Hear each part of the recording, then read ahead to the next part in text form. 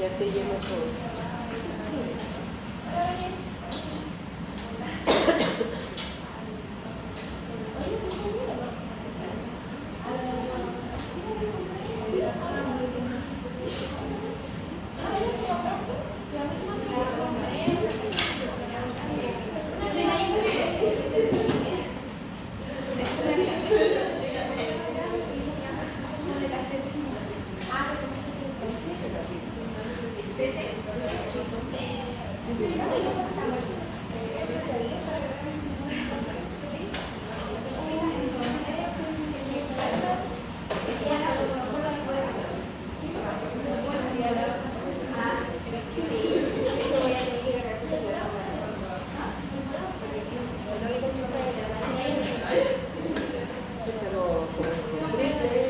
Tenían uno.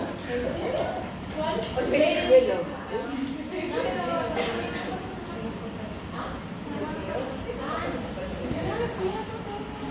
Nunca vi una sala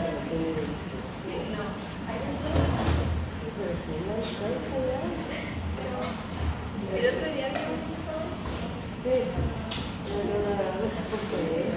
Pero de la Paula, medio carne,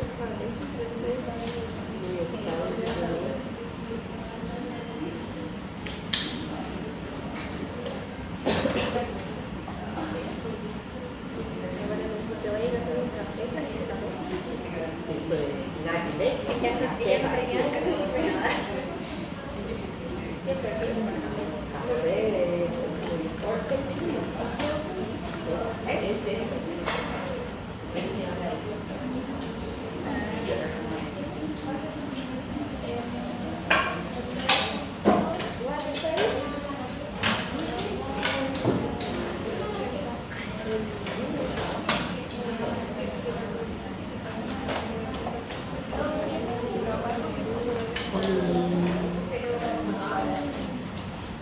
Todo esto es suyo, hija.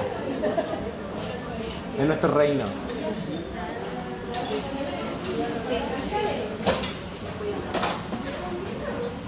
Hola. Hola a todas. ¿Cómo estás? Ah, doné sangre. Ahora. Sí. En el banco de sangre ahí, en la universidad. Ah, porque estaba muy lejos. Y dije, no. Mejor voy a tomar sangre.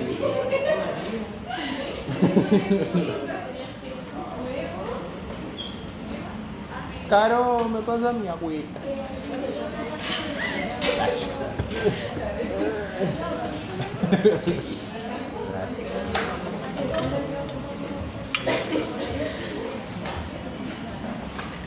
Dan cubitos de hielo de Coca-Cola. Cuando dan la sangre.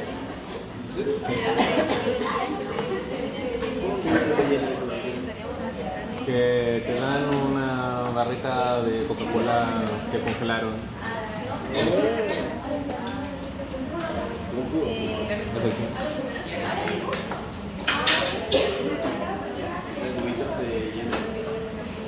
Yo pensé que como estábamos en Pascua iban a dar huevos de Pascua. Pero no. Era demasiado lindo resolver.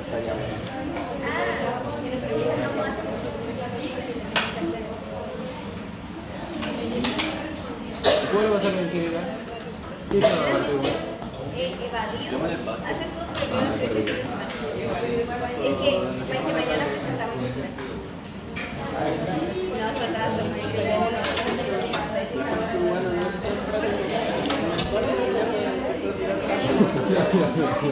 Todo con alergia.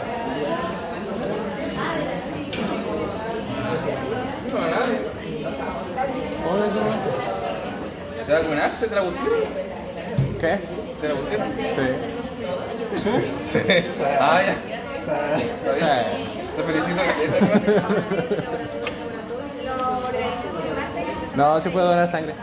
Ah, muy bien. ¿Cómo estás? Así me gusta, siempre donando sangre. ¿Qué grupo eres? Me chupetearon. ¿Qué grupo? O más. Ah, yo también. Así que si Somos no- la sangre más común. No vamos a tener problemas si nos chocan. Mejor. Mejor. Hay gente que tiene un grupo sanguíneo tan de la perra que tenéis que tener un AB carnet. negativo, Sí, listo. tienes que tener un carnet especial.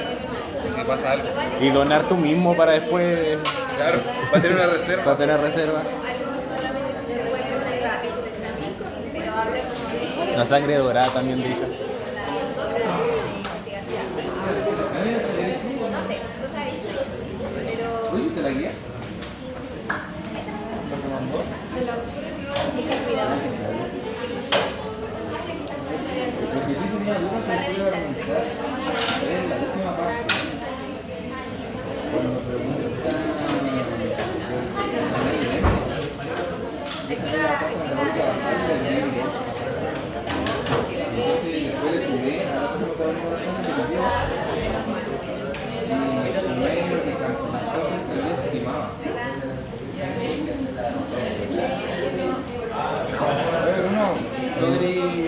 ¿Te gusta tanto estudiar? ¿Hiciste la guía que mandó el profe para estudiar? Estaba estudiando bioquímica, las clases, no la guía. Ah, pero ¿viste la guía? No, la guía. Sí, que había que calcular que la última parte había que calcular la tasa metabólica basal. Ya. Después te dice que el tipo camina lento. Y eso es un rango de entre 2 y 2.9. Sí. Y yo dividí la tasa metabólica basal en 2, me da 973. Y le sumé a la 1946 y me da 2916, que es como que lo que gastaría. Y después la siguiente pregunta te dice, ¿cuántos días quemará un kilo? Suponiendo que un kilo son 7.500 calorías. Entonces en un día yo puse que quemaba 9.773 por la caminata, ¿no? Es que esa es la basal. Sí, pues el 2 lo dividí por la tasa metabólica basal. Sí. Y ocupé este número para identificar que lo que quema aparte de vivir. Po. Ah, ya, sí. Claro. Sí. Ya, pero ahí te cuenta cuánto es un kilo, tendré que sumar los dos. Tanto la basal como lo que quema para vivir. Sí, pues esto es lo que 2916. Ah, y eso ya, Pero yo para perfecto. calcular cuánto quemaban un kilo, lo calculé por 973. Y eso es un día, y después lo tenés que decir cuántos días son. Claro, Y son sería ya 7,7. así, está bien, está súper. ¿Tú sí? Sí. Ah, yo te creo, hermano. Yo te creo. Buenas tardes. Espero que estén muy bien. Quería comentarles que los grupos de los seminarios ya están todos asignados. ¿Ya? Primero agradecerle a la delegada amablemente. ¿Qué incómodo me sentaré? Y lo que ocurrió es que pasa siempre. Yo tengo que asignar los 13 grupos. A los estudiantes a los 13 grupos. ¿Ya? Por lo tanto, cuando me faltó completar algunos grupos, tomé mucho de la lista de estudiantes. Por eso que está ese cambio. ¿Ya? Pero los grupos ya están asignados. ¿Ya? Eso ya es así y así. ¿Ya? Eso lo quiero aclarar. Así que le agradezco a la delegada que me mandó la lista. Eso está. Segundo, están ya los papers de los seminarios, me falta creo que nos falta construir. ¿Ya? ¿Y cómo es la disertación? El grupo presenta el paper. ¿Ya? Bajo el formato, yo ya subí un curso. Y eso es lo que se evalúa. El cuestionario no es evaluado. Lo ideal, se lo juega por el compromiso de ese grupo, es que elabore el seminario y lo vayamos discutiendo en el curso. Todo lo demás. Yo voy a estar ese día del seminario, lo evalúo yo. ¿Ya? Entonces yo evalúo la presentación del paper y eso tiene una nota. Y el cuestionario es para que lo traigan hecho, grupo que le tocó obviamente que le dedique más tiempo. Yo voy a estar aclarando dudas, ¿ya? Pero no venga con el seminario sin haber hecho nada, no tiene sentido, ¿ya? Y así vamos a trabajar con todos los seminarios, ¿ok? ¿Alguna consulta? Preguntas del seminario, del paper y de la materia, ¿ya? Así que para que por favor estudien, ¿ya? ¿Ok? Ya, profesor. Tiene la primera clase con el profesor Gózela y después con el profesor Gustavo. ¿Bien? Chao, chao. Les doy el micrófono.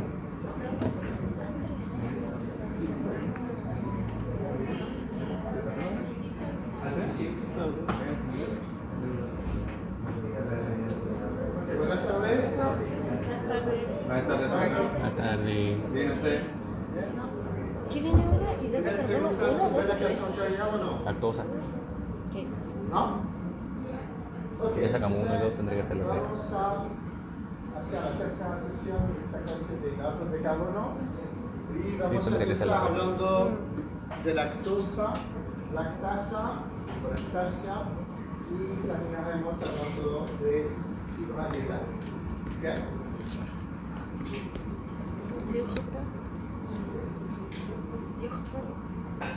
Entonces vamos a empezar hablando de algunas definiciones respecto de los conceptos de hipolactasia y de intolerancia a la lactosa. ¿Ya? Cuando uno habla de hipolactasia, está hablando de deficiencia en lactasa, como lo hemos visto el lunes pasado. La lactasa es la disacaridasa que tiene la capacidad de hidrolizar la lactosa hacia sus monosacáridos constitutivos, que son la glucosa y la galactosa. ¿Ya? Entonces, la deficiencia en lactasa o hipolactasia significa que existe una actividad lactasa baja en la mucosa intestinal. ¿Ya? Eso en oposición a la normolactasia o a la persistencia de la lactasa, que significa que persiste una actividad lactasa a nivel regional en el adulto comparable a la observada durante el periodo neonatal. Lo vamos a ver en la próxima diapositiva. La malabsorción o maldigestión de la lactosa describe una baja capacidad de hidrolizar la lactosa en los síntomas. Es decir, que se refiere a los sujetos que son hipolactásicos, tienen baja lactasa y entonces van a tener una baja capacidad de hidrolizar la lactosa. Luego no tienen síntomas necesariamente. Aquellos que tienen síntomas entonces son intolerantes a la lactosa. Es un término que debería ser utilizado clínicamente para describir la malabsorción sintomática de la lactosa. Y eso representa más o menos el 20 al 30% de los sujetos que son hipolactásicos. ¿Qué significa eso? En la práctica significa que hay muchos sujetos, probablemente algunos entre ustedes, que son hipolactásicos, pero que pueden consumir leche sin tener sintomatología. Ni siquiera saben que son hipolactásicos.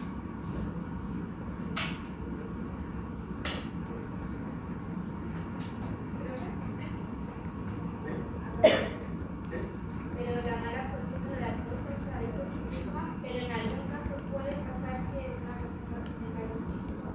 Claro, Pero normalmente no. en términos generales, hay muchos sujetos que son dicen, soy hipolactásico y intolerante a la lactosa porque se autodiagnostican como tal, pero no hacen la prueba y digamos afirmar. Entonces, en términos generales, la mayoría pueden ser un sujeto hipolactásico que tiene un problema serio. Y entonces es derecho, sin tener síntomas. Y solamente el 20-30% tiene síntomas. De hecho, nosotros tenemos un equipo en el laboratorio para determinar, para medir, evaluar si los sujetos son hipolactásicos o no. Y hemos hecho muchas pruebas con estudiantes. Para hacer la prueba tienen que tomar 500 cc de leche entera. Y muchos de ellos tenían una hipolactasia, no lo sabían. Estaban consumiendo todo el día leche sin ningún problema. Entonces son dos cosas distintas. Bueno, ¿qué pasa con la lactasa durante el ciclo vital? Bueno, obviamente el recién nacido, en su gran mayoría nace con una actividad lactasa que es elevada, que le permite de hidrolizar la lactosa presente en la leche maternal. Recuérdense que la leche maternal tiene una concentración de lactosa que es mayor a la de la leche de vaca. Pero en la mayoría de la gente, entonces, esta actividad lactasa está genéticamente programada para disminuir a partir del destete. ¿Ya? Es lo que se ve aquí. De tal forma que en el adulto se observan solamente cantidades bajas de actividad lactasa. ¿Ya? La velocidad de esta disminución y la edad a la cual ocurre va a depender de las poblaciones. ¿Ya? Si tú tomas individuos, por ejemplo, en China o en Vietnam, esos niños, entonces, en forma muy rápida y muy, digamos, tempranamente después del destete, van a desarrollar esta hipolactasia, esta disminución de la actividad lactasa, y la actividad residual lactasa que permanece en los adultos es muy baja. Pero sin embargo, si estudian niños de Finlandia, por ejemplo, esta disminución, en lugar de estar así, va a estar así, más lenta, y ocurre a partir de los 10-11 años. ¿Ya? Y además, la actividad lactasa residual que permanece en el adulto es mayor, ¿ya?, que en los niños de China o de Vietnam. ¿Ya? Entonces, claramente existe un componente genético que hace entonces que puede cambiar la forma en la cual disminuye la lactasa a lo largo del ciclo. Entonces, esta disminución genéticamente programada de la lactasa se llama la hipolactasia primaria del adulto. ¿Ya? Cabe destacar, es importante, que en otras universidades dicen lo opuesto a lo que deciden, pero es falso, que en el humano la lactasa no es inducible por su sustrato. Ya, decir que si usted no tiene lactasa en su intestino, probablemente la mayoría, digamos la mitad de ustedes, ¿ya?, el hecho de consumir leche o lactosa no va a ir aumentando la actividad de esta enzima. No es inducible. ¿Ya? En el caso de ciertos animales como la rata, por ejemplo, la rata no tiene lactasa, pero si se le da lactosa, al cabo de un tiempo va a aumentar la actividad lactasa. ¿Ya? La lactasa en la rata es inducible por su sustrato. En el humano no es el caso. ¿Sí? ¿Puedes explicar eso de nuevo? ¿Puedes explicarlo de nuevo? ¿De la rata? En la rata la actividad lactasa es inducible por su sustrato. Es decir, que cuando tú das el sustrato, que es la lactosa, ¿ya?, a los animales, esos animales van a ir aumentando la síntesis de la enzima en su intestino. ¿Ya? En el humano no. No tienen lactasa, nunca van a tener más. Aún si le dan mucho leche o mucha lactosa. ¿Por qué pasa eso en la rata? Es que probablemente la adaptación de la rata a la gran diversidad de alimentos. Deben ser capaces de comer cualquier cosa en cualquier parte. ¿Ya? Entonces, obviamente que tener una lactasa que es inducible favorece la sobrevida del animal, porque eso significa que puede comer leche o lactosa sin tener consecuencias adversas. La de Vietnam es que los niños, a partir del destete en Vietnam, empezaron a disminuir su actividad lactasa. ¿Ya? Disminuye muy rápidamente. En Chile no sé si se ha hecho este estudio, pero probablemente debe ser un poquito más tardío. En términos generales, las poblaciones de Extremo Oriente, China, Vietnam, Tailandia, etc., son muy hipolactásicas. Es decir, que prácticamente el 90-95% de los adultos son hipolactásicos. En el caso de los otros países es un porcentaje. En Chile debe ser alrededor del 50%.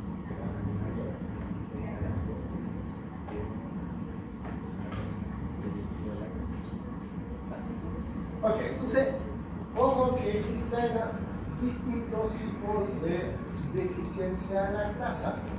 Existen deficiencias primarias, como aquella que acabamos de ver, la deficiencia del adulto, ¿ya? Que es muy común, el 75% de la población mundial es hipolactasia. ¿Ya? O sea, hipolactásico no significa ser enfermo. ¿Ya? Es una situación normal, lo que afecta al 75% de la población. ¿Okay? Pero también existen muy pocos casos descritos, alrededor de 60 casos, descritos en la literatura, de deficiencia congénita. ¿Ya? En este caso, el niño nace sin actividad lactasa. ¿Ya? Entonces, no puede tomar leche maternal y tiene que tomar una fórmula con azúcares hidrolizados. Principalmente se observa bien en Finlandia. ¿Ya? También existe la deficiencia en la madurez enzimática de la lactasa, y eso se observa en los niños que son prematuros, bajo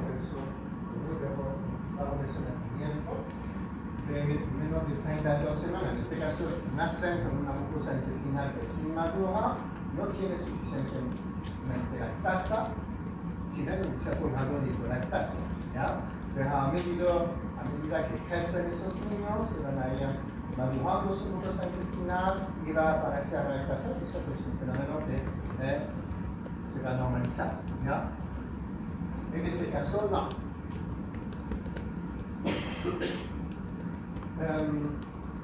También existen hipolactasias que son secundarias.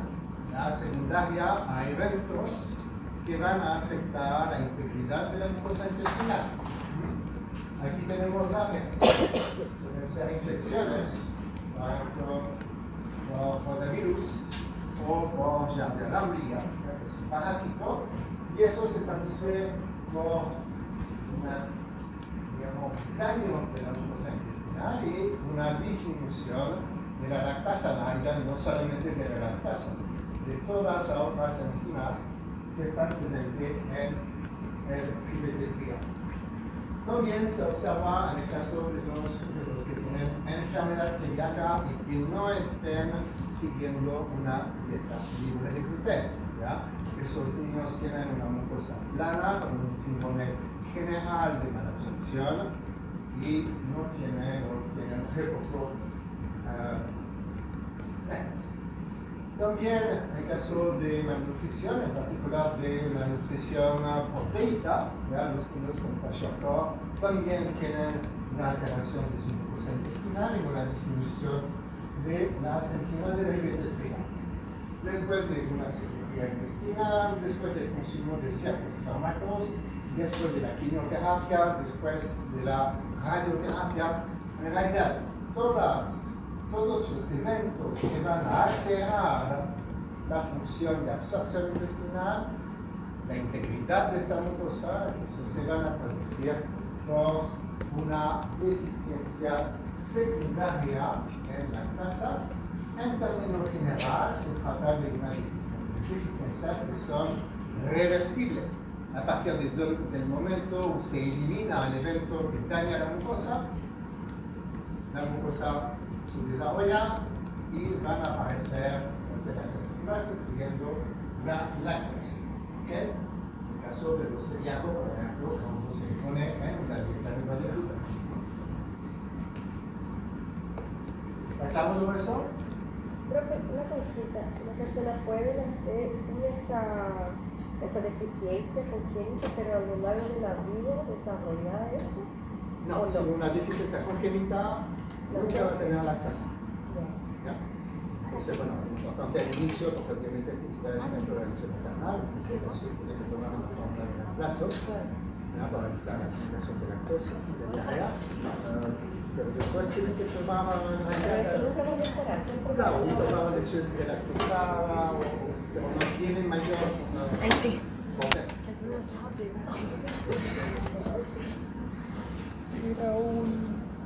Panqueque. Ok, aquí tenemos un mapa del mundo que muestra la prevalencia de la hipolactasia primaria del adulto. Las zonas que están en rojo son aquella zona o aquellos países donde predomina la hipolactasia. En el adulto, es decir, la mayoría de las poblaciones que viven aquí son hipolactasia. Las zonas que están en verde, entonces, son las zonas donde la gente es principalmente lactasa resistente. ¿Ya? En realidad, no debería ser tan drástica el cambio de color, debería haber una gradiente desde el norte hasta el sur, ¿ya? Con una prevalencia mayor en el norte de lactasa resistencia y menor en el sur.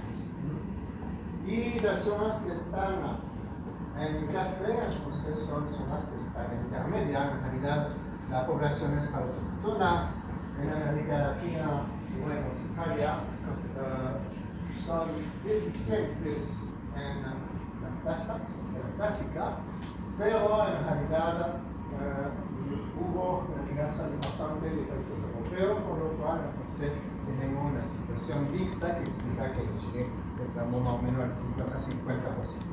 ¿Ya? Entonces es interesante porque vamos a ver que de la misma forma que el GLI1 que hemos visto en la clase anterior es un ejemplo de adaptación génica del individuo a la dieta, el hecho de ser lactasa persistente también es una adaptación, ¿ya?, génica del individuo al consumo, en este caso, de leche. ¿Ya?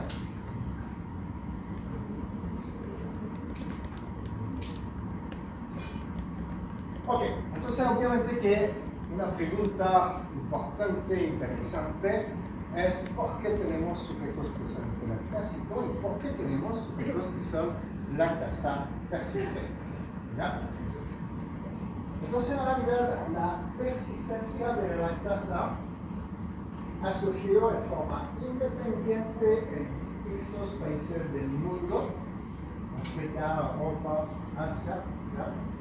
Y en la misma época, alrededor de 8.000, 7.000 años, durante el Neolítico, a partir de mutaciones puntuales, ¿ya?, que son polimorfismos de base única, los SNPs, que se le merece la abreviación, que ocurren en la secuencia reguladora del gen de la lactasa. Aquí tenemos el gen de la lactasa, ¿ya?, que está portado por cromosoma, y un poquito adelante tenemos una zona que es la zona promotora o reguladora de este gen, ¿ya?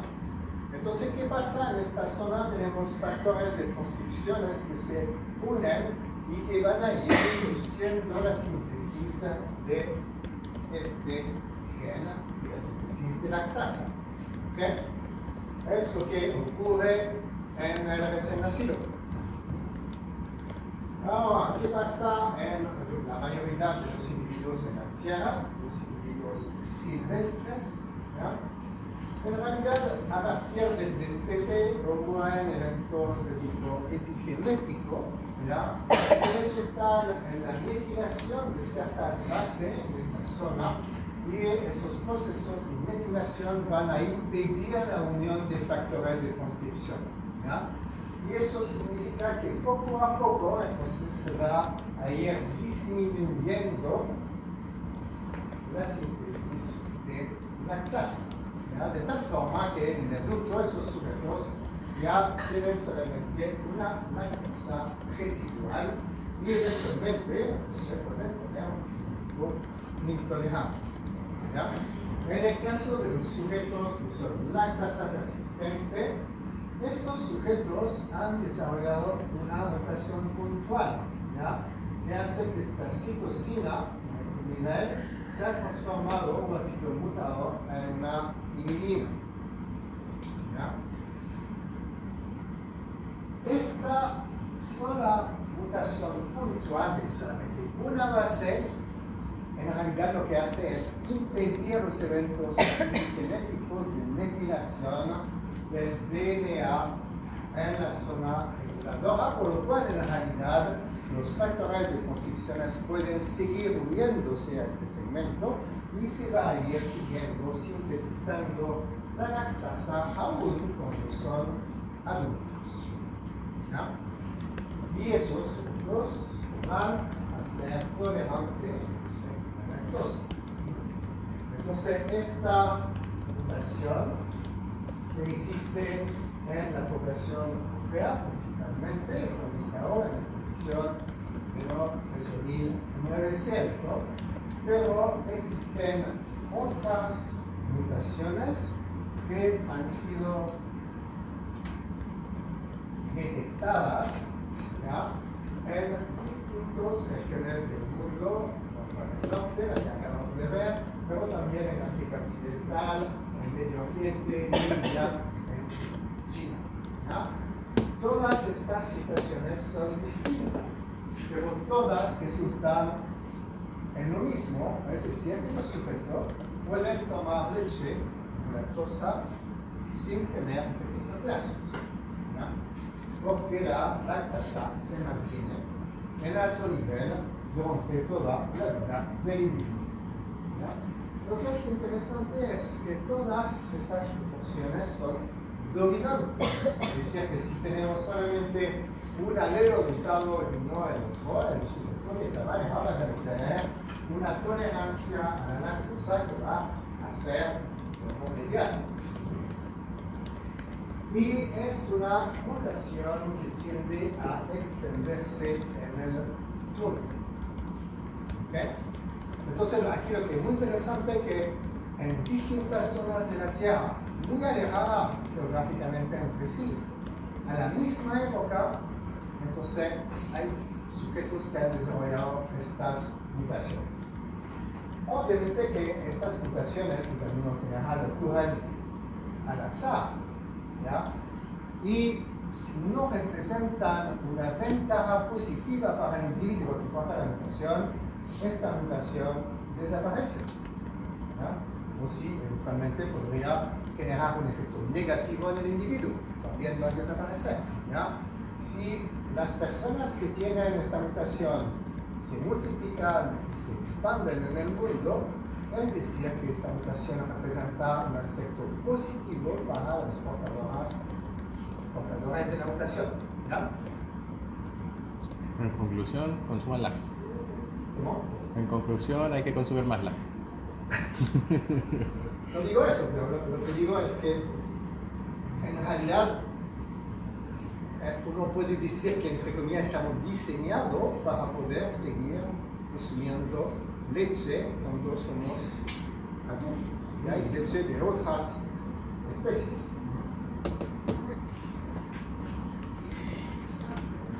Ahora, ¿cuáles son las ventajas asociadas al consumo de leche? ¿Ya? Aquí hay varias hipótesis, ¿ya? La primera es la hipótesis del calcio, ¿ya? Los sujetos lactasa persistente tienen mayor aporte de calcio. Vieron en el mapa que el norte de Europa era muy verde, o sea, son principalmente lactasa persistente. En esta zona, noche casi la mitad del año, todo el día, casi. Entonces, baja exposición solar y mayor riesgo de deficiencia en vitamina D y riesgo de autismo, ¿ya? Entonces, el hecho que todas las mujeres y todos los sujetos en estos países tengan esta mutación le permite consumir leche, que es un buen aporte de calcio y de vitamina D. Más aún, hay estudios que muestran que, por ejemplo, los recién nacidos más son grandes, mejor resisten a la temperatura baja. En Finlandia o en el norte de Suecia, de Noruega en invierno, no hace calor, ¿ya? Las mujeres entonces tienen que tener recién nacido de mayor peso para que tenga menos riesgo de tener hipotermia, ¿ya? Eso va también con la estructura de la madre, ¿ya? Las madres, las suecas o las noruegas, son mucho más grandes y tienen un ancho de cadera mucho mayor a la de otros países. ¿Ya? Y eso permite, entonces, que puedan parir niños que tengan mayor peso de nacimiento y por lo tanto mayor, digamos, menor riesgo de hipotermia durante el periodo postnatal. Eso se debe también al hecho que como pueden consumir leche y calcio, entonces eso permite que la osificación de la cadera sea mayor. ¿Ya? No sé si vieron una vez la radiografía de mujeres de la cadera, de mujeres que tienen deficiencia de calcio, es una cadera claramente muy difícil, pero el riesgo de tener un hijo en esas mujeres es mucho mayor. Yo creo que tendremos un riesgo. Ok, entonces eso se ocurre en el norte de Europa que puede explicar aspectos positivos asociados al consumo de leche. En África ya no está este riesgo. Al contrario, hace mucho calor, ¿ya? Y hace mucho calor y entonces el riesgo de deshidratación es importante. ¿Ya? ¿Qué pasa con la glucosa, con la lactosa? Esos niños llegan al intestino y lo que vimos la semana pasada, la lactasa lo degrada en glucosa galactosa y tanto la glucosa como la galactosa van a ser absorbidos por el transportador glucosa-sodio. Este transportador transporta los azúcares, también absorbe sodio. ¿Ya?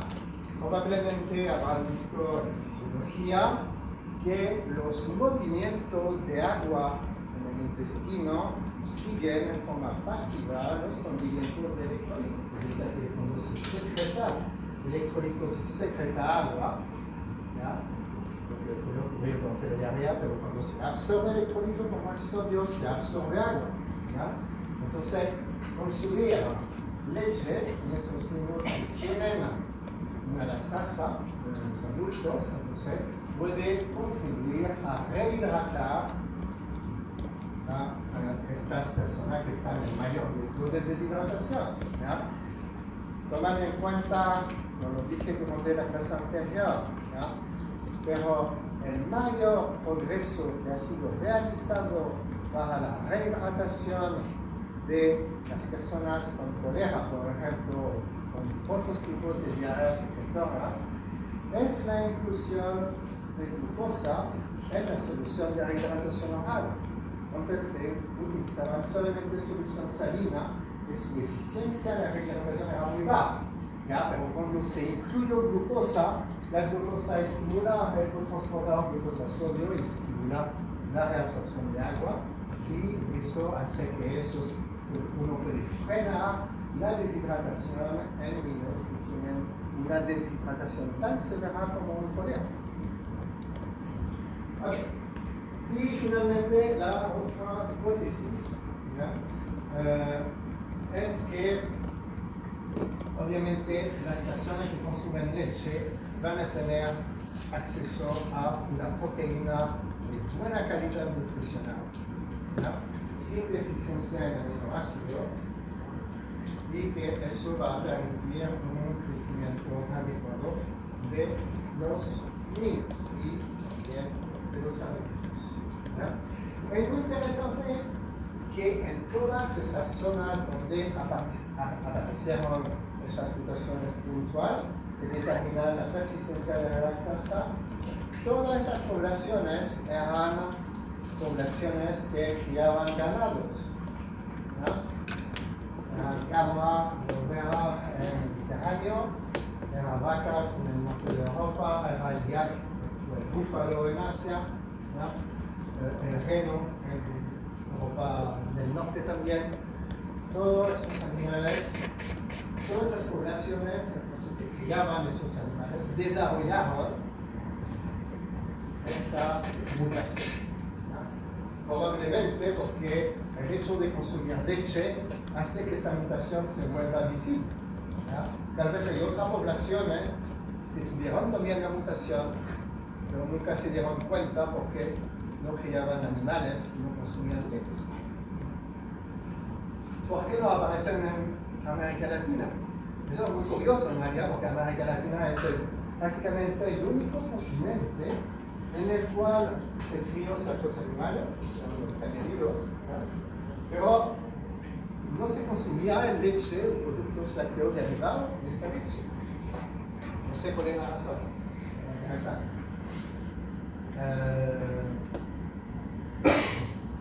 Ya, entonces, Quizás sí o sí se necesitaba es frío. importante tener en cuenta que se estima que el poder de selección del 1% es suficiente para aumentar la frecuencia del gen de 5 al 60% en 1000 años. ¿No?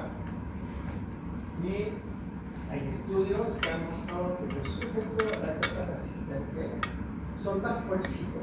No se sabe muy bien por qué, pero tienen un número de niños que es más grande, ¿verdad? Por una parte, y también tienen mayor ganancia de peso. Obviamente que eso actualmente es un aspecto negativo, pero en el contexto del desarrollo del ser humano a escala histórica, obviamente que deja un factor positivo. ¿Ya?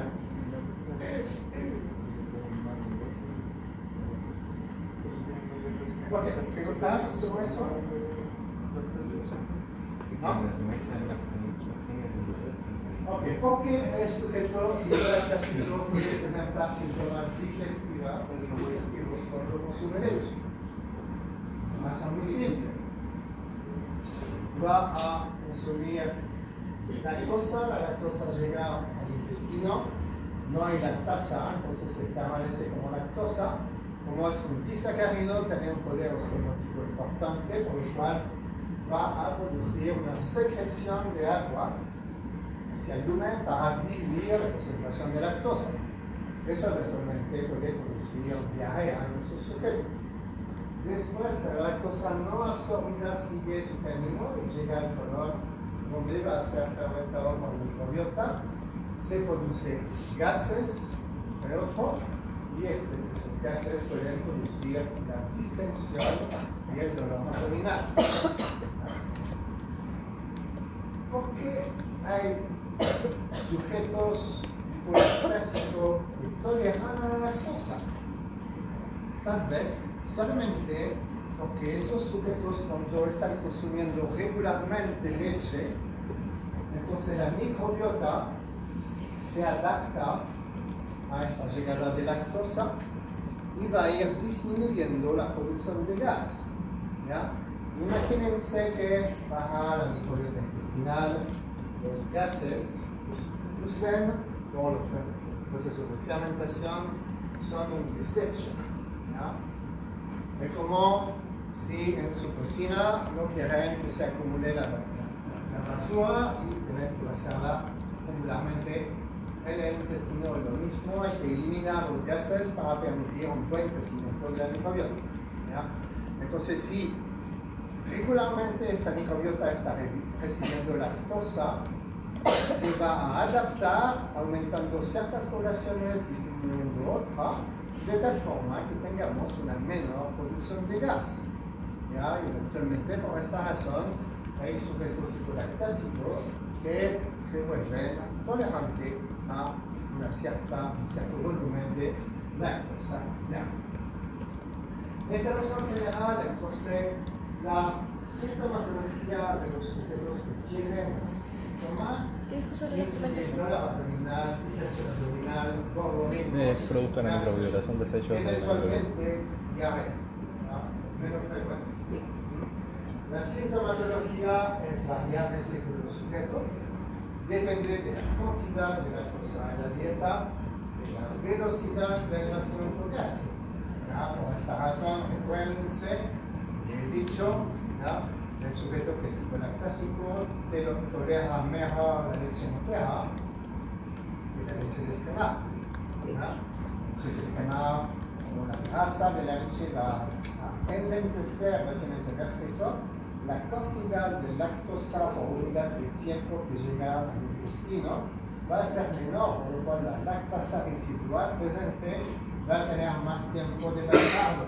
Si la leche descremada, el nacimiento gástrico va a ser muy rápido, vamos a tener grandes cantidades de lactosa que llegan al intestino, se va a colapsar la pobre lactasa residual y vamos a tener todos estos problemas que están aquí.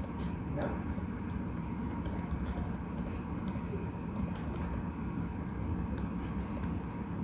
Bueno, ¿cómo se detecta la hipoliptasia? Lo más simple, se puede hacer cosas que son sofisticadas, tomar una biopsia jejunal y determinar la sacaridasa. Ningún chiste de ir a tomar una biopsia. Hay que poner un tubo, hay que sacar un pedazo, hay riesgo de perforación, etc. Se puede hacer un test de la lactosa en sangre, se le da al sujeto una carga de lactosa oral y se mide después en la sangre la aparición de glucosa como el producto de la actividad lactásica. Si no hay lactasa, no va a cambiar la glucosa. Pero el más simple, más no invasor es el test de hidrógeno en aire respirado. Lo que hemos visto que anteriormente, que si el sujeto hipoliptásico, la lactosa llega al colon donde es fabricada por la microbiota que produce gases. Entre los gases que produce hidrógeno. Este hidrógeno difunde a través de la mucosa colónica, pasa a la circulación y se excreta a nivel pulmonar. Entonces uno puede determinar en muestras de aire respirado la concentración de hidrógeno como un reflejo indirecto de la ausencia de la lactasa en el intestino del sujeto.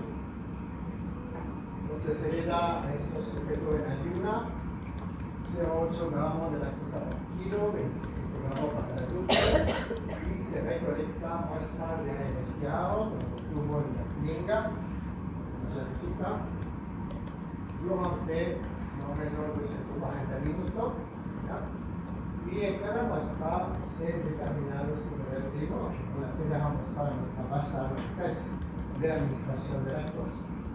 Entonces aquí tenemos un ejemplo. El sujeto tenía alrededor de 2 ppm de hidrógeno a nivel basal, ¿ya? Sería estable y a partir de más o menos 100 minutos aumenta, ¿ya?, los niveles de hidrógeno en el aire respirado. Es decir, que este tiempo aquí es el tiempo que devora la lactosa para ir de la boca hasta la válvula hidroseca. Al colon y vas a fermentar y se va a producir hidrógeno. Entonces se define generalmente que el sujeto hipoliptásico cuando se observa un aumento de 20 ppm, la probabilidad de hidrógeno en la muestra comparado con la muestra basal. Si aquí tiene 2 ppm, aquí debería tener más de 22 ppm para que el sujeto sea considerado como hipoliptásico. Y eso tiene que permanecer durante varias muestras. Y también se puede registrar la sintomatología de esos sujetos para ver si tienen dolor abdominal o distensión específica. Entonces, un test bastante simple, pero que permite detectar si es un hipoliptásico. Ojo que puede haber falsos negativos. Uno ha hablado anteriormente de bacterias que pueden aumentar como una forma de adaptación de la microbiota. Si el individuo tiene, por ejemplo, bacterias que producen metanos, estas bacterias producen metano utilizando el hidrógeno. Entonces, tal vez el sujeto hipoliptásico tiene una excesión de hidrógeno, pero este hidrógeno va a ser utilizado por otra bacteria para producir metano. Entonces, en este caso, vamos a observar algo claro aquí y vamos a decir, este sujeto es lactosa resistente. No es un falso negativo, este sujeto es hiporactasia. Por eso los aparatos más modernos miden tanto hidrógeno como metano. ¿Ya? Si el hidrógeno es plano, entonces hay que ver si no hay un aumento del metano. ¿Ok?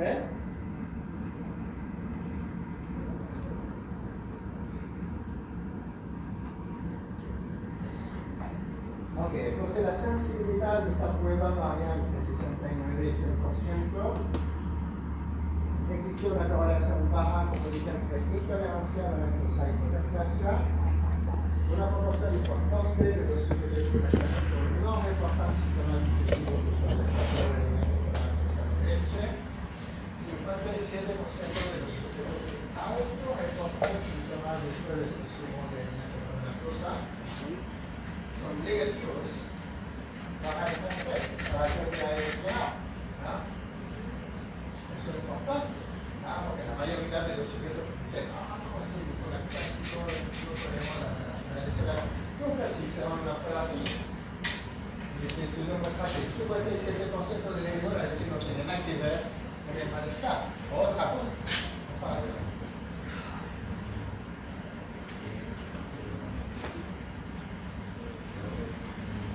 Ok, con eso la estrategia que permite a los individuos tolerantes a la lactosa de preparar exclusivamente con lactosa su dieta. Obviamente que si ustedes son lactásicos, nunca consumen leche, y el día de la mañana dicen, voy a empezar nomás. Si se toma 500 cc de leche, probablemente te va a pasar el día en el baño. ¿Ya? Hay que empezar por tomar 20 cc, día siguiente 25, después 50, aumentando en forma paulatina las cantidades de leche que está consumiendo. De manera en que la microbiota se pueda, su tubo digestivo se pueda adaptar hasta llegar a la lactosa. El consumo crónico repetido de alimentos con lactosa permite la adaptación de la microbiota y un metabolismo más eficiente de la lactosa. Consumir los alimentos con lactosa con una calidad más completa, ¿ya? O considerar la forma del alimento que contiene la lactosa. Los quesos, el chocolate y leche entera y el agua son refrigerados, porque prácticamente el queso no tiene lactosa porque se elimina con el lactosuero. Y todo eso en realidad lo que hace es atrasar el vaciamiento gástrico y mejorar la tolerancia a la lactosa. Consumir yogures con fermentos vivos. Realmente consumir leche sin lactosa. A mí me gusta tener un saborcito especial.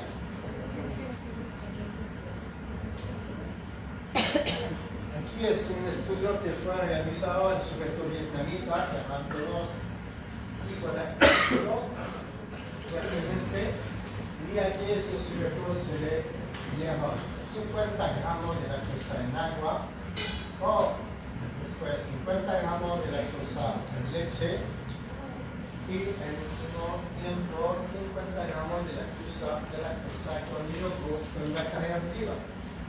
Se hizo un test de hidrógeno expirado, durante 8 horas, se repitió con muestras de aire expirado y se midió hidrógeno. Aquí tenemos con 50 gramos de lactosa en agua, miren esta inmensa expresión de hidrógeno. Sus individuos eran un globo prácticamente. Ahora, con la misma cantidad de lactosa en leche, ya tenemos menor expresión de hidrógeno. ¿Por qué? Porque el vaciamiento gástrico de la leche es más lento que el vaciamiento gástrico del agua. Y finalmente, cuando se hereda con bacterias vivas, no hay expresión de hidrógeno. Y esos sujetos tienen una reducción de la sintomatología infantil. Ahora, después se repitió la misma estudio en el mismo sujeto, también 50 gramos de lactosa en yogur con bacterias vivas y 50 gramos de lactosa en yogur con bacterias muertas, esterilizadas. Y pueden ver que con las bacterias muertas aumenta la expresión de hidrógeno. Dice que este efecto de aumentar la tolerancia a la lactosa en esos productos se basa solamente con el yogur con bacterias vivas. Hay estudios que muestran normalmente que las bacterias del yogur tienen una actividad lactasa y esta actividad lactasa sigue funcionando en el intestino del consumidor hasta prácticamente el ileón terminal. Entonces ayuda a digerir la lactosa, a reducir la cantidad de lactosa en el intestino de su sujeto, mejorando su tolerancia a la lactosa.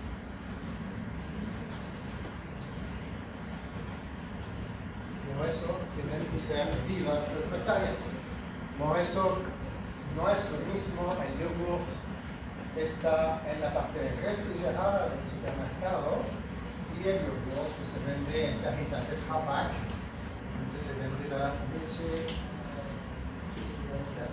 pasteurizada, sin refrigeración. El yogur Tetra Pak no tiene bacterias vivas. El yogur refrigerado sí lo tiene. Es mejor para la salud, lo más estético de todo. Ya, en la conclusión, la hiperlactasia es la condición normal, mientras que la persistencia representa la variante. Eso significa algo muy importante. Si usted es hiperlactásico, eventualmente intolerante a la lactosa, no es enfermo. Es, digamos, el individuo normal, el común y corriente. El anormal, el alienígeno, es el que tiene la mutación, es la lactosa persistente. Debe destacar que en el sujeto que es hiperlactásico, toma lactosa, la lactosa funciona como un grado de carbono no digestible en el intestino que llega al colon, es decir, una fibra. Es un tipo de fibra. En el sujeto hiperlactásico que toma leche, eventualmente el efecto sobre la glicemia de esta leche va a ser menor que en el sujeto lactasa persistente. Él tiene lactasa, lo va a degradar en glucosa con la lactosa que van a pasar a la circulación y vamos a tener una subida de glucosa. En el sujeto lactásico, no. Para los sujetos hiperlactásicos, la lactosa es considerada como fibra. Los individuos hiperlactásicos pueden generalmente soportar 250 a 500 cc sin molestia. El hecho de que el sujeto hiperlactásico puede consumir leche sin efecto adverso puede ser debido a la captación de su microbiota. Una actividad lactasa exógena puede ser agregada al alimento con lactosa, baja de alta. Los quesos y yogur son mejor tolerados para los sujetos hiperlactásicos. Vamos, en base a eso, a lo que vimos anteriormente con el yogur, podemos decir que en realidad no tiene mucho sentido comprar yogur sin lactosa. Uno puede decir, pero el yogur en realidad mejora la tolerancia porque durante la fermentación parte de la lactosa va a ser transformada en ácido láctico. Entonces vamos a tener una disminución de la lactosa en la leche y el yogur tiene incluso menos lactosa. Sin embargo, la mayoría de los yogurts, para que tengan esta consistencia cremosa, se le agrega leche en polvo. Cuando se le agrega leche en polvo, se le agrega proteína, pero también se le agrega lactosa. Entonces, en realidad, de esos yogurts, al final de la fermentación, tiene una cantidad de lactosa que es similar a la cantidad de lactosa de la leche. O sea, no es eso lo importante. Hace como unos 10 años, me parece, colegas estudiantes de nutrición, igual que usted, hicieron una unidad de investigación conmigo y entonces tomaron un grupo de sus compañeros que eran clásico, intolerantes a la lactosa, le hicieron un test de lactosa y entonces tuvieron dos periodos. Un periodo le dieron una cierta cantidad de yogur común y corriente, ¿verdad? Y la misma cantidad en otro periodo de yogur sin lactosa. Y lo que midieron fue la expresión de hidrógeno y el cambio de sintomatología digestiva. Y en realidad no había ninguna diferencia significativa ni en sintomatología minimización de yodo. Demuestra que en realidad no tiene mucho sentido comprar yogur sin lactosa, que además son más caros y demás, ¿no? De hecho, la EFSA, que es la Agencia de Energía Alimentaria, tiene un mensaje de salud para los yogurts con bacteria viva que dice: el consumo de yogur con bacteria viva mejora la tolerancia a la lactosa en los yogurts clásicos. Demuestra de nuevo la importancia del yogur.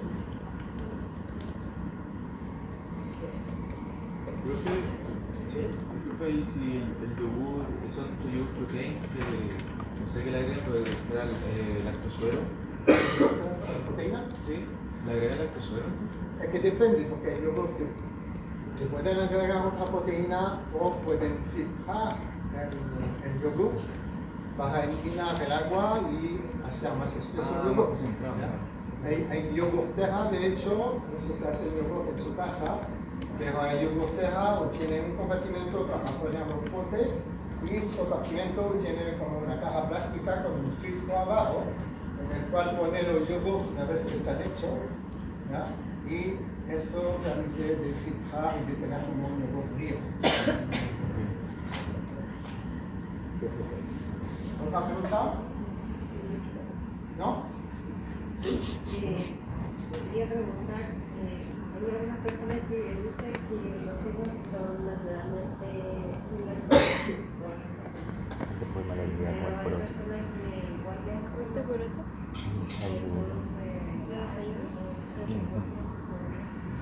Que mira, puede depender primero del chao. del queso. Me quiere el bañito, tirarme el Más maduro es menos lactosa va a tener. No se dijo oficio. La otra Más cosa, matarse. Después de la carta. en realidad es una pregunta que me interesa en realidad. Perfecto. Porque sujetos que son hiperlactásicos, que toman leche sin lactosa, tienen sintomatología. Y hay sujetos que son lactosa resistentes, que toman leche común y corriente y también tienen sintomatología. Dice que probablemente más allá de la lactosa existe otra cosa en la leche con el yogur que podría producir sintomatología en ciertas personas.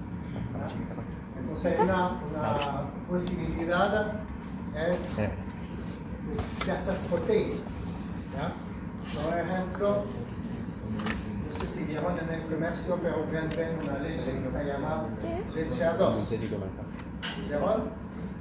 ¿Sí? ¿No? El tofu. Sí. ¿Qué tiene esta leche A2? Tiene una caseína, porque es leche que proviene de vacas que son uniformes genéticamente y que son como las vacas ancestrales, ¿ya? Que producen una leche con una caseína que se llama la caseína A2. ¿Ya? Posteriormente, en ciertos animales hubo una mutación, ¿ya? Y en realidad la mayoría de las vacas del mundo es una mezcla A1-A2. ¿Ya? ¿Qué pasa con la A1? La A1 tiene una mutación entonces, en el gen de la caseína y esta mutación produce un cambio de un aminoácido en la caseína. Esto lo vimos. ¿Ya? Pero no sé si nadie tiene una pista para empezar. Ah, sí. Aquí va a tenemos la secuencia aminoácidica de la caseína. A1. ¿Ya? Entonces aquí tenemos una mutación en el gen que produce una mutación de este aminoácido. Y aquí tenemos lo mismo, la leche A2. Y aquí tenemos el aminoácido silvestre que existe normalmente. ¿Ya? Cuando llega al intestino, esta caseína, la enzima intestinales no van a cortar este segmento. Pero aquí hay una mutación en otro aminoácido y permite entonces que la enzima intestinal corte el peptido. Entonces vamos a liberar un péptido que se llama ¿cómo se llama? Y un péptido de 7 aminoácidos y ese péptido puede activar receptores apíceos en el intestino. ¿Ya? Entonces la realidad se dice que hay ciertos sujetos que son más sensibles de por la densidad de receptores opiáceos en su intestino, que cuando toman esta caseína de leche A1, entonces los péptidos que se producen van a activar esos receptores y los sujetos se van a sentir mal. Pero que eso no ocurre cuando consumen leche A2, porque no hay ninguna enzima que puede cortar lo que está ahí.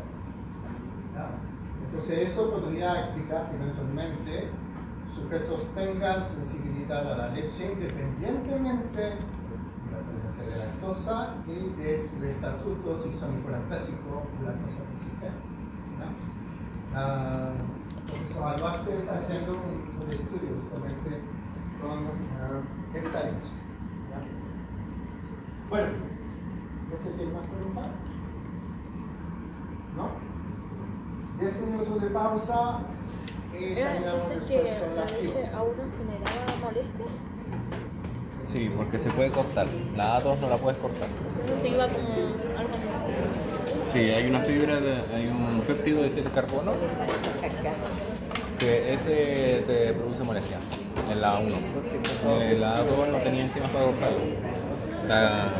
Ya sé, ¿no?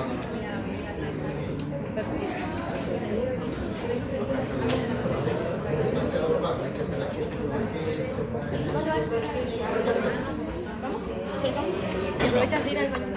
Voy a ir a saquear al Mati, que está en el básquet. Vamos. Hoy estamos muy ricos seguros. Es súper. ¿A qué hora tenemos que volver?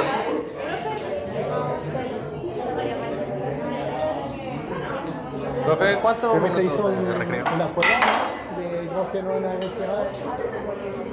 ¿No? Vámonos. Deben ser 15, 20. Por ejemplo, ciertos beta-glucanos, como el exopolisacáridos de la bacteria láctea. ¿Ya? Son polímeros de hidratos de carbono, ¿ya? Que provienen de un grupo de bacterias.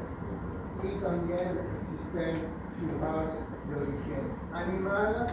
Lo más evidente que todo el mundo aquí probablemente ha consumido cuando era guagua son los oligosacáridos de la leche maternal, pero también lo que forma el exoesqueleto de los crustáceos y los insectos.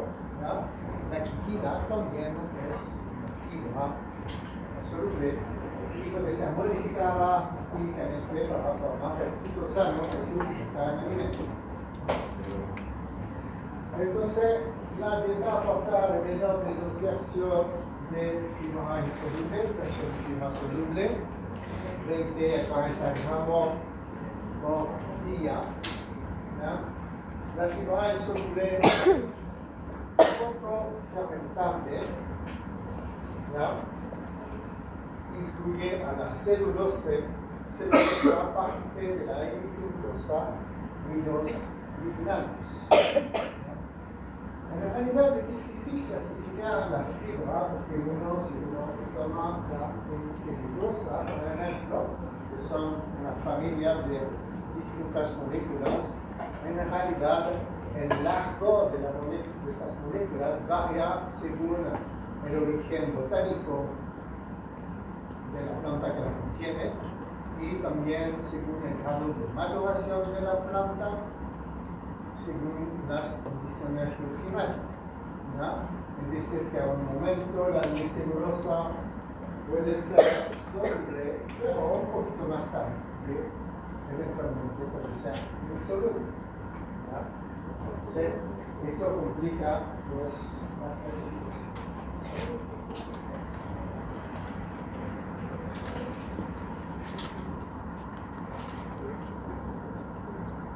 Bueno, aquí tenemos distintas fibras, celulosa pequeña y celulosa lignina. La estructura principal de esta fibra y los constituyentes secundarios en términos de monosacáridos o otro que forman la fibra. ¿Ya? Entonces pueden ver que son polímeros que incluyen distintos tipos de monosacáridos, solamente uno, como la celulosa que está formada sobre la glucosa, lo hemos visto. ¿Ya?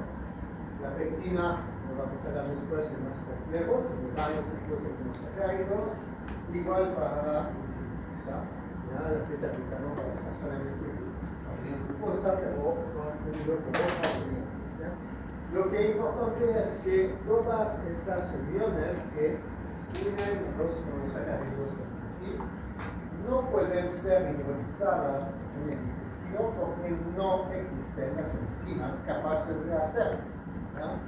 Pero sí las enzimas expresadas por las bacterias en el colon o en el intestino grueso tienen la capacidad de hidrolizar la mayoría de esas uniones glicosílicas y de liberar pseudosacáridos y monosacáridos positivos. Bueno, aquí lo que decían anteriormente, fibra es soluble soluble, origen vegetal, animal y microbiano. ¿Ya?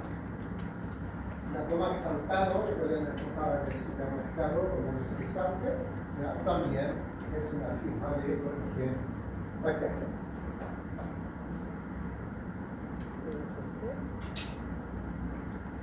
Entonces, una fibra que ejerce un efecto beneficioso sobre la salud a través de la microbiota puede ser considerada como un prebiótico. Cabe destacar que los efectos beneficiosos de una fibra sobre la salud no son necesariamente como los prebióticos. Aunque hablamos anteriormente, los beta-glucanos que cuando son agregados a un alimento con glucosa van a pasar el vaciamiento gástrico, van a reducir el índice glicémico. Es un efecto beneficioso, pero que es independiente de la microbiota, no es un efecto efectivo. Existen distintos tipos de efectos. ¿Dónde se localiza esta fibra? Principalmente en la zona externa de los granos, la parte más externa contiene la fibra insoluble y las partes más internas de la capa externa da una mezcla de soluble e insoluble. Cabe destacar que en esta matriz alimentaria la fibra no viene solita sino más, viene unida a fenoles, unida a proteínas, unida a lípidos. Por ejemplo, la carbohidratos. Decía que es una interacción compleja de la fibra con Sabes que tienes que comerte el bicho primero, ¿verdad?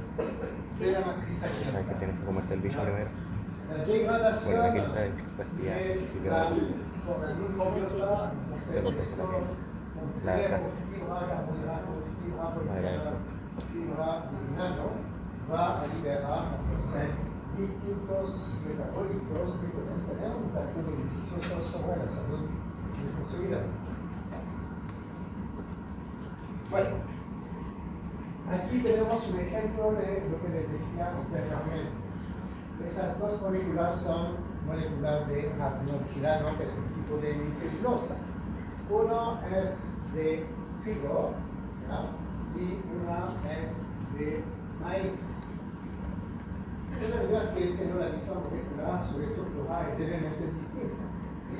Se trata efectivamente de un polímero de celulosa, pero en el caso del trigo, este rapinoxilano tiene solamente ramificaciones con celulosa, gris, mientras que en el caso de la misma molécula, esta de maíz, el glutocro, tiene otros monosacáridos que forman parte de esas ramificaciones que no se observan en la del trigo, y además tiene una frecuencia de ramificación que es más elevada, prácticamente toda la unidad de celulosa son ramificadas.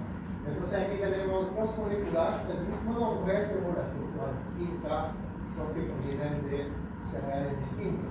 Probablemente si tomamos, no sé, rapinoxilano de otros cereales o de otros fuentes vegetales también puede tener una estructura distinta, entonces eso de nuevo complejiza lo que es la fibra. Aquí en comparación tenemos la pectina. La pectina es una cadena lineal de ácido galacurónico y de aminosa verde. Y aquí tenemos distintos tipos de ramificación, también con otros tipos de monosacáridos. Estas ramificaciones son mucho más largas, mucho más complejas en el caso de los átomos verdes.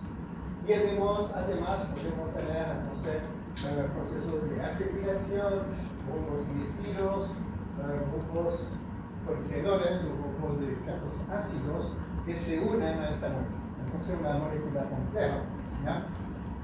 Lo que puede hacer la empresa eventualmente es tomar la pectina y va a aislar esta parte, esta parte, esta parte, esta parte. ¿Ya? Y eso lo agrega alimento. ¿Ya?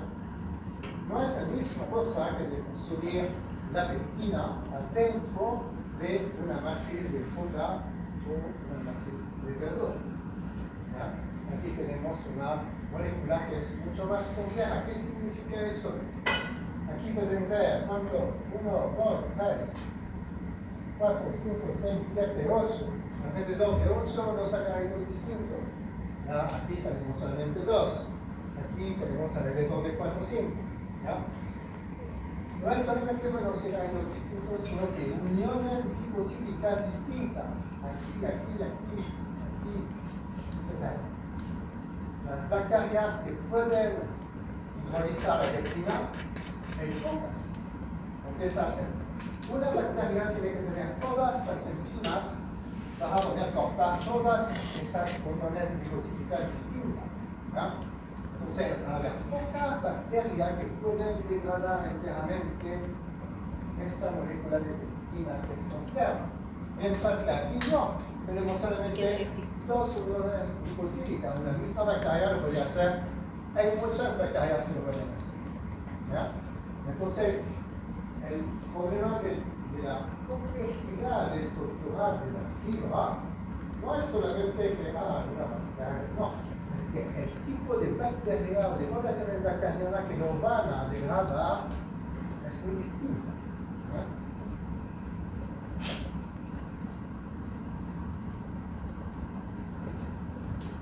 Aquí lo mismo, una molécula simple, un fosfoliposacárido, un siloglicano, una molécula compleja. Aquí 1, 2, 3, 4 tipos de uniones hidrocíclicas, aquí solamente 2. ¿Ya? Aquí tenemos muchas bacterias que pueden degradar eso. Aquí tenemos solamente algunas poblaciones que lo pueden degradar. ¿Ya? Eso es importante cuando quieren definir, por ejemplo, un prebiótico. El fosfoliposacárido es un prebiótico muy común. Es el más utilizado probablemente en alimento, el más estudiado. Pero es muy poco específico. Era fosfoliposacárido a cualquiera de ustedes y toda una gran parte de su microbiota va a estar feliz porque puede degradar este fosfoliposacárido. ¿Ya? Si tienen por ejemplo, azúcar, un sujeto sabiendo que va a estimular específicamente una bacteria, una población bacteriana que es beneficiosa para la salud, entonces aquí sí es realmente un prebiótico que va a ir enfocado a una población específica para la cual se sabe que tiene un efecto positivo. Mientras que aquí son tantas que van a ser estimuladas y que lo van a utilizar y eventualmente podemos tener bacterias que tienen un efecto negativo. Bacterias. ¿Ningún tipo de bacteria?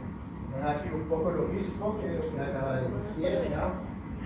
Una molécula compleja, una población, una poco compleja, un montón.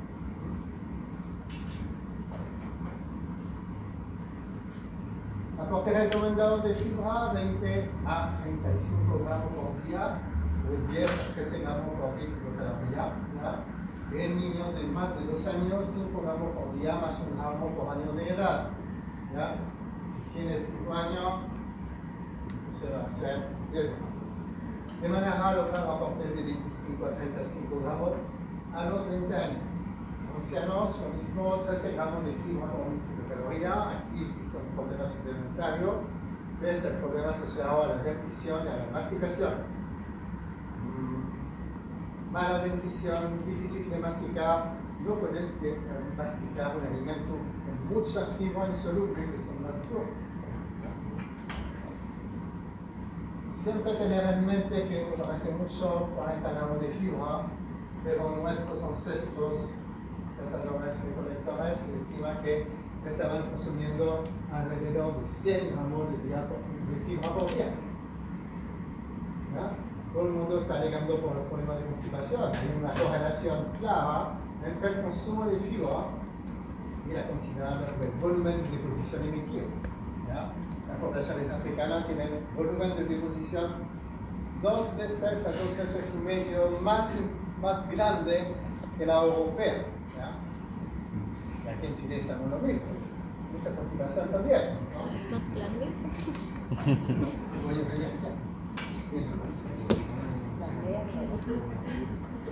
Ojo que hay muchas personas que sobreestiman lo que es la concentración. Nosotros hicimos estudios hace mucho tiempo para ver el efecto del probiótico y el prebiótico en su efecto constipado. Reclutamos un montón de personas que dicen sí, estoy constipado, etc. La definición de constipación son a lo más 2 emisiones de deposición por semana.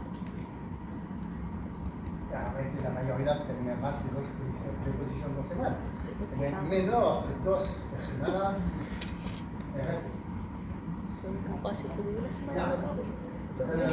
Eso es el proceso de fermentación.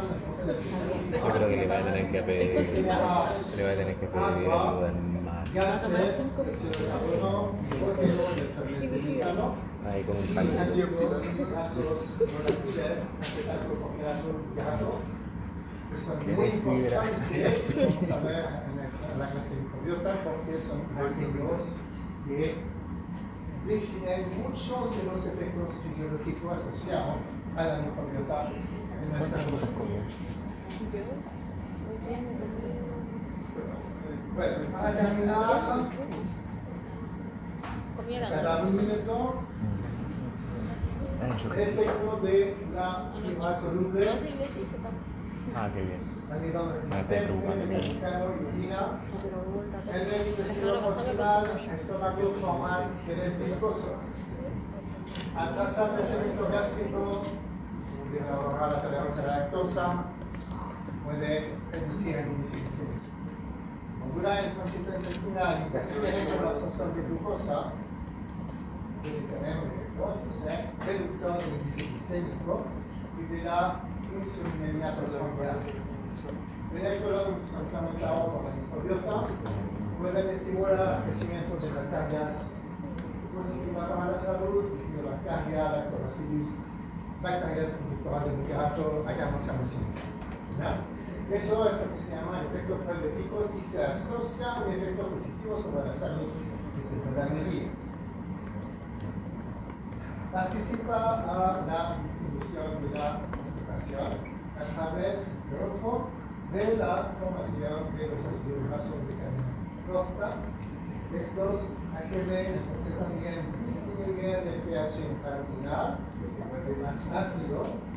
Eso aumenta la resistencia frente a patógenos bacterianos, por una parte, y cuando el medio es más ácido, el calcio, minerales como el calcio y el magnesio van a ser más solubles y se van a absorber más, con lo cual aumenta la biodisponibilidad de estos minerales, reduciendo el riesgo de osteoporosis.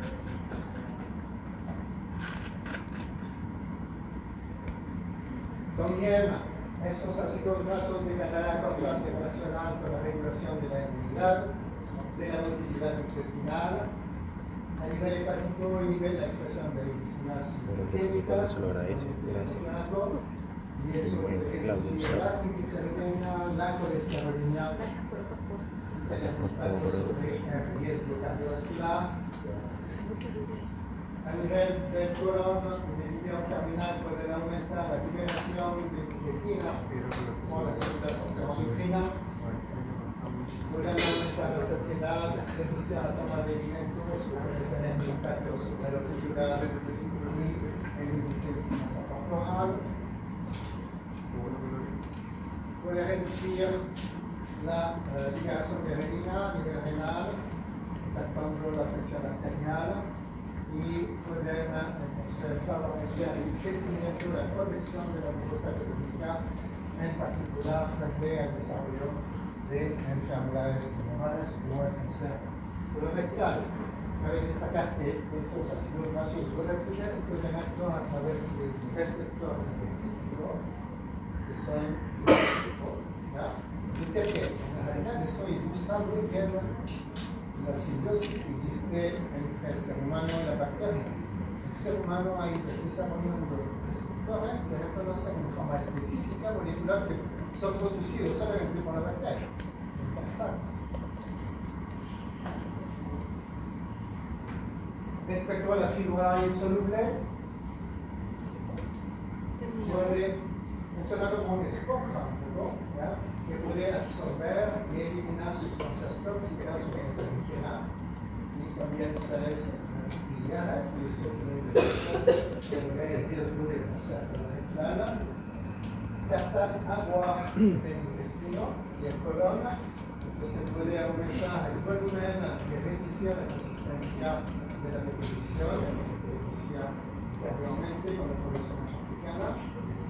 Acelerar el crecimiento gástrico, el tiempo de transición intestinal, reducir la digestión del almidón y la absorción de glucosa, la glicemia y la insulinemia.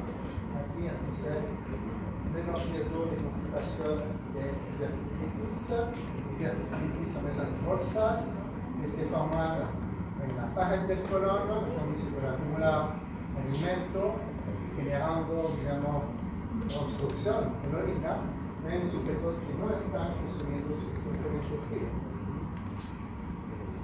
Puede aumentar la liberación de colesterolina por las células antiendocrinas del intestino delgado. Eso puede contribuir a reducir el apetito, reducir la ganancia de peso y reducir el riesgo de obesidad. Eso. Bueno, espero que están convencidos del efecto beneficioso de la fibra. La estoy sintiendo ahora mismo. Estoy sintiendo. ¿No? Ok, muy bien. Muchas gracias.